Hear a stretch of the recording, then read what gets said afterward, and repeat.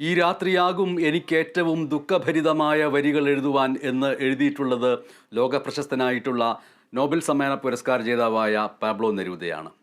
ഇപ്പോൾ കേരളത്തിൽ ഈ രാത്രി ഏറ്റവും സങ്കടകരമായ വാക്കുകൾ മാത്രമേ ഉരിയാടാനും ഉള്ളൂ എന്നുള്ളതാണ് യാഥാർത്ഥ്യം. ഉരിയാടാൻ പോയിട്ട് മിണ്ടാൻ പോയിട്ട് മൗനത്തോടുകൂടി കരയുന്ന അവസ്ഥ, അലമുറയിട്ട് കരയുന്ന കുടുംബങ്ങളുടെ കാഴ്ചകൾ. ഈ രാത്രി പാതിരാത്രിയെങ്കിലും കഴിയും സംസ്കാര ചടങ്ങുകൾ എല്ലായിടങ്ങളിലും പൂർത്തിയാകാൻ. ഉറ്റവർക്ക് നാട് വികാരനിർഭരമായ വിടവാങ്ങലാണ് നൽകിയത്. നമിത നാരായണൻ ആ സങ്കടം പങ്കുവയ്ക്കുന്നു.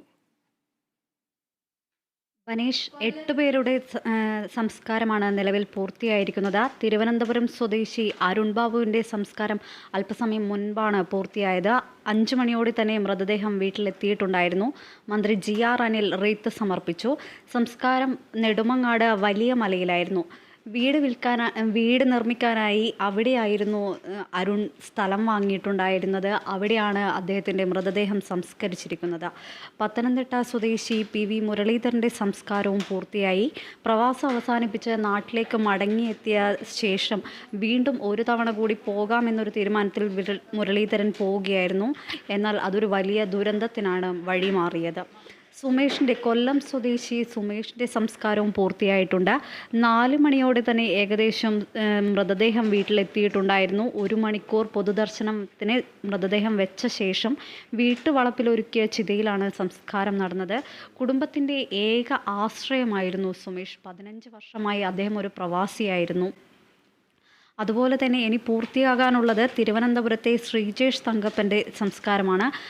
അല്പസമയത്തിനുള്ളിൽ തന്നെ സംസ്കാരം പൂർത്തിയാകുമെന്ന് പ്രതീക്ഷിക്കാം.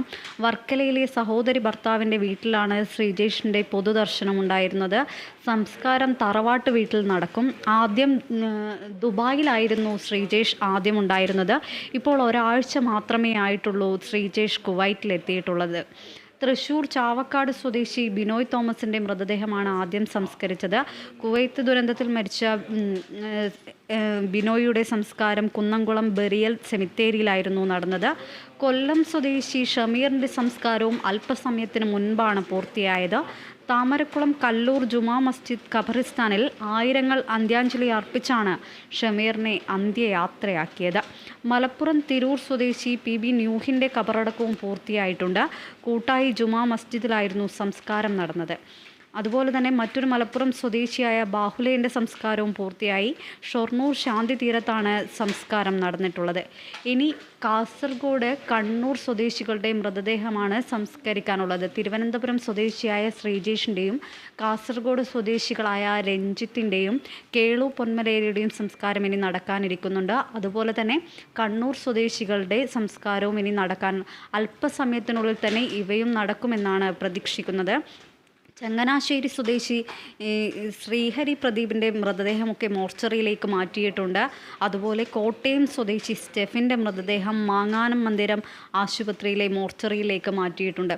നാളെയാണ് പുനലൂർ സ്വദേശി സാജൻ്റെ സംസ്കാരം നടക്കുക. നരിക്കൽ മാർത്തോമ ചർച്ചിലായിരിക്കും ഇയാളുടെ സംസ്കാരം നടക്കുക. അതുപോലെ തന്നെ കൊല്ലം ആദിച്ചനല്ലൂർ സ്വദേശി ലൂക്കോസിൻ്റെ സംസ്കാരവും നാളെയായിരിക്കും നടക്കുക.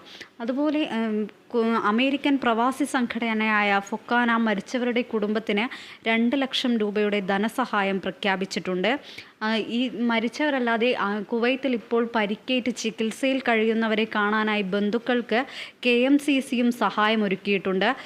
ബന്ധുക്കൾക്ക് ഇവരെ കാണാൻ പോകാനുള്ള വിമാന ടിക്കറ്റ് അടക്കം നൽകുമെന്നാണ് KMCC അറിയിച്ചിരിക്കുന്നത്. ശരി നമിത, മരണം എത്തുന്ന നേരത്ത് അരികിൽ ഇത്തിരി നേരം പോലും ഇരിക്കാൻ ആരുമില്ലാത്ത മണലാരണ്യത്തിലാണ് മരിച്ചവർ. അവരുടെ സംസ്കാര ചടങ്ങുകൾ ഈ രാത്രിയും പൂർത്തിയാവില്ല, നാളേക്ക് പോലും അത് നീട്ടിവെക്കപ്പെടുന്നു. ആ രീതിയിലാണ് കാര്യങ്ങൾ പോകുന്നത്.